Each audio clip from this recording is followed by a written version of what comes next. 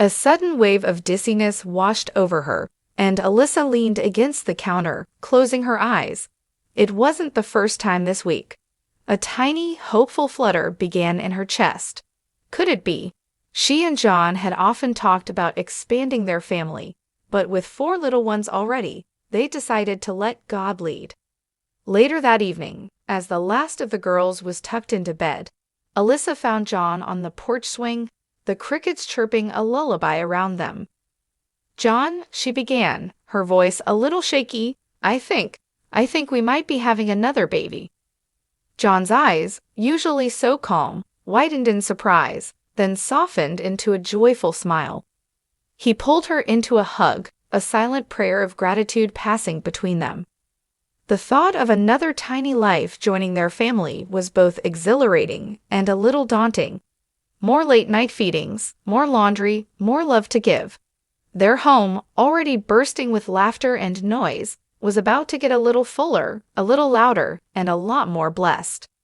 Meanwhile, hundreds of miles away in Tennessee, Carlin Stewart, née Bates, was grappling with a different kind of news. Her husband, Evan, had been experiencing persistent, debilitating pain in his back and neck for weeks. After countless doctor visits and tests, they finally had an answer, but it was a shocking one. Carlin sat on the edge of their bed, the phone still warm in her hand after ending the call with the specialist. Evan was in the living room, trying to distract Layla and Zaid with a puppet show, oblivious to the gravity of the conversation. She took a deep breath, steeling herself.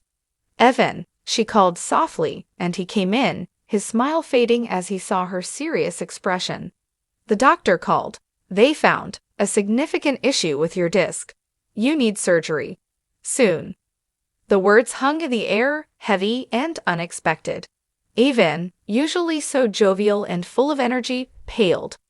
Surgery. The thought was terrifying. Carlin reached for his hand, her fingers intertwining with his. "They said it's the best course of action to relieve the pressure and prevent further damage. It's going to be okay. We'll get through this together." Tears welled in Carlin's eyes, not for herself, but for Evan, for the pain he'd endured, and for the challenging recovery ahead. But beneath the fear, a familiar Bates resilience began to stir.